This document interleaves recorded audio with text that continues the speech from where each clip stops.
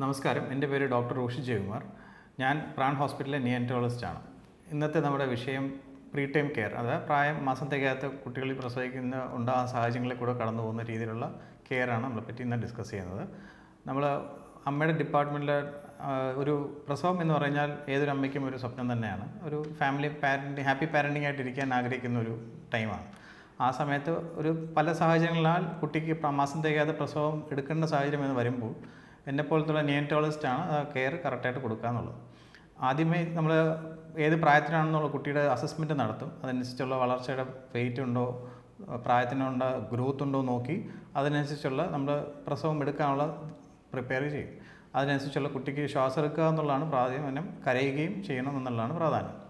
ആ സമയത്ത് ഒരു മാസം തികയാത്ത കുട്ടിയാകുമ്പോഴത്തേക്കും ലങ്സ് എല്ലാം ഇമ്മച്യൂർഡായിരിക്കും, അതായത് വളർച്ച അധികം ഉണ്ടാകത്തില്ല. അപ്പോഴത്തേക്കും അതനുസരിച്ച് കുട്ടി വരുമ്പോൾ തന്നെ ആദ്യമേ കരയുന്നുണ്ടോ ഇല്ലയോ നോക്കും. അതനുസരിച്ച് നമ്മൾ ഡെലിവറി റൂം CPAP അല്ലെങ്കിൽ TPS വെന്റിലേഷനാണ് കൊടുക്കുക.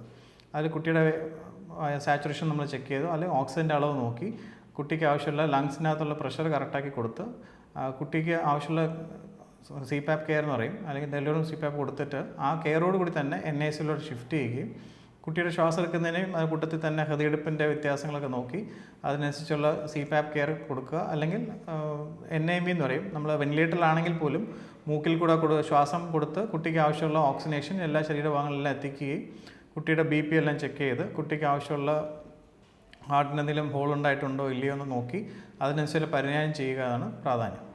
കുട്ടിയുടെ പ്രായം തികയാത്ത കുട്ടിയാകുമ്പോഴത്തേക്കും അവർക്ക് ഏറ്റവും കൂടുതൽ ഉണ്ടാകുന്ന അതിജീവിച്ച് വരേണ്ട സാഹചര്യം അവർക്ക് ഇൻഫെക്ഷൻ ഇല്ലാതെയും അവരുടെ ശരീരത്തിന് ആവശ്യമുള്ള ചൂട് കൊടുക്കുകയും അതിനാവശ്യമുള്ള നമ്മൾ പാരൻ്റൽ ന്യൂട്രീഷൻ എന്ന് പറയും, അതിനെ നമ്മൾ കൊടുക്കാനായിട്ട് നമ്മൾ പൊക്കിളിൽ കൂടെ ചെറിയ ട്യൂബ് ലൈൻ പൊക്കിളിൽ കൂടെ ഇൻസെർട്ട് ചെയ്തൊരു പ്രൊസീജിയറായിട്ട് ചെയ്ത് അതുവഴി കുട്ടിക്ക് ആവശ്യമുള്ള IV ഫ്ലൂയിഡ്സോ അമിനോവിൻ എന്ന് പറയുന്ന പ്രോട്ടീൻ അല്ലെങ്കിൽ കുട്ടിക്ക് ആവശ്യമുള്ള ഫാറ്റിൻ്റെ സ്മോഫ് എന്നൊക്കെ പറയുന്ന ഘടകങ്ങളാണ് കൊടുക്കുക. കുട്ടിയുടെ വെയിറ്റും അതിനനുസരിച്ചുള്ള പ്രായം താരതമ്യം ചെയ്ത് അതിനനുസരിച്ചുള്ള കാൽക്കുലേഷൻ ഒരു പ്രോട്ടോക്കോളുണ്ട്. ആ പ്രോട്ടോക്കോൾ അനുസരിച്ച് കുട്ടിക്ക് കൊടുക്കുക എന്നുള്ളതാണ് പ്രാധാന്യം. അതേപോലെ തന്നെ ശ്വാസം എടുക്കുന്നതിന് ബുദ്ധിമുട്ടിന് നമ്മൾ ഡെലിവറിയും CPAP തുടർന്ന് കൊണ്ട് തന്നെ TPS വെന്റിലേഷൻ കൊടുക്കുമെന്ന് നേരത്തെ പറഞ്ഞതുപോലെ അതേ രീതിയിൽ തന്നെ നമ്മൾ അതിൽ സാച്ചുറേഷൻ ഒരു കുട്ടിക്ക് കിട്ടേണ്ട രീതിയിലുള്ള ശ്വാസം എടുക്കുന്ന കണ്ടീഷൻ മനസ്സിലാക്കിയെടുത്തുകൊണ്ട് അതിനനുസരിച്ചുള്ള കെയർ കൊടുക്കുക എന്നുള്ളതാണ് പ്രാധാന്യം. പിന്നെ കുട്ടിക്ക് ചൂട് പിടിപ്പിക്കാനായിട്ട് നമ്മൾ റെഗുലേറ്ററി മെഷേഴ്സ് ഉണ്ട്. അതിനനുസരിച്ചുള്ള വാമറുടെ ടെമ്പറേച്ചർ സെറ്റ് ചെയ്യുക, കുട്ടിയുടെ ശരീരഭാഗങ്ങളിൽ ക്ലീൻ ഫിലിം അല്ലെങ്കിൽ പ്ലാസ്റ്റിക് റാപ്പ് ചെയ്യുന്ന രീതിയിലൊരു ടെക്നിക്കാണ്. ആ ചൂട് കറക്റ്റായി കിട്ടുകയും കുട്ടിയുടെ ശരീരത്തിന് ആവശ്യമുള്ള ഊഷ്മാവ് കറക്റ്റായി കൊടുത്ത് കുട്ടിയുടെ ശരീരം തണുക്കാതെ ആ ടെമ്പറേച്ചർ കറക്റ്റായി മെയിൻറ്റെയിൻ ചെയ്തുകൊണ്ട് തന്നെ അവരുടെ ഓരോ വളർച്ചയ്ക്കുള്ള ഓരോ മണിക്കൂറും തോറും അവർ വളർന്നുകൊണ്ടിരിക്കുന്ന ഒരു സാഹചര്യമാണ്. അപ്പോൾ അതിനനുസരിച്ചുള്ള കുട്ടിയുടെ ശരീരത്തിന് ആവശ്യമുള്ള പോഷകവും വളർച്ചയ്ക്കുള്ള പാലും കൊടുക്കുകയും അതനുസരിച്ച് കുട്ടിയുടെ ശരീരഭാഗങ്ങളെല്ലാം പ്രവർത്തന രീതിയിൽ എങ്ങനെയുണ്ടെന്ന് നോക്കി വിലയിരുത്തി അതിനനുസരിച്ചുള്ള കെയർ കൊടുത്ത് കുട്ടിയുടെ വെയിറ്റ് ഡിസ്ചാർജ് 1.60 ആവുന്ന വരുമ്പോഴാണ് NICU നമ്മൾ ഷിഫ്റ്റ് ചെയ്ത് അമ്മയുടെ സൈഡിലോട്ട് കൊടുക്കാൻ നോക്കുക. അമ്മേനെ നേരത്തെ തന്നെ NICUവിൽ നമ്മൾ ശ്വാസം എടുക്കാൻ ബുദ്ധിമുട്ട് ഉണ്ടെങ്കിൽ പോലും ഇപ്പോഴത്തെ ലേറ്റസ്റ്റ് ആയിട്ടുള്ള പഠനങ്ങളനുസരിച്ച് അമ്മയുടെ കെയർ നേരത്തെ NICUക്കകത്ത് തന്നെ ഉൾപ്പെടുത്തുക എന്നുള്ളതാണ് ഇപ്പോഴത്തെ ലേറ്റസ്റ്റ് ആയിട്ട് ചെയ്യുന്നത്.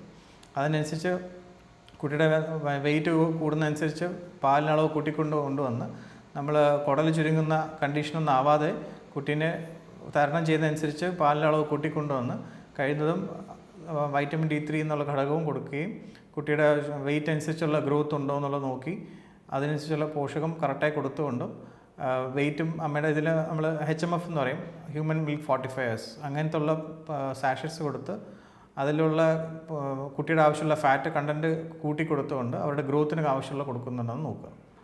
പ്രീ ടൈം കെയറിൻ്റെ നമ്മൾ വീട്ടിലോട്ട് വിടുമ്പോഴത്തേക്കും കുട്ടിയുടെ ആവശ്യമുള്ള ഒരു വെയിറ്റ് ഡിസ്ചാർജ് ക്രൈറ്റീരിയ ഉണ്ട്. WHO പ്രോട്ടോക്കോൾ അനുസരിച്ച് 1.80 ആണ്.